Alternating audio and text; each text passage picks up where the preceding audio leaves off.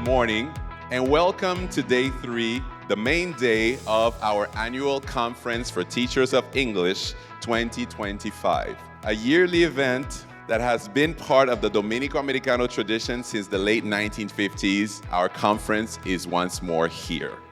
What we do, who we teach, what we teach, we need to think about how do I connect that to the real world and make it meaningful, useful, and relevant to our students.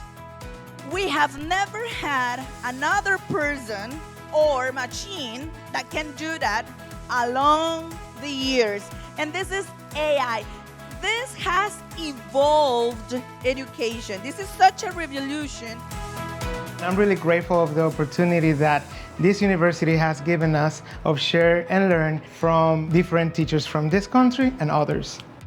I've loved it. Honestly, it has fulfilled all my expectation while trying to teach us and continue mastering our teaching methods, techniques, evaluation, among other stuff that I'm going to need and I'm going to require in the ministry that I work for. I am so happy to be here, learning new things so I can bring them back to my students.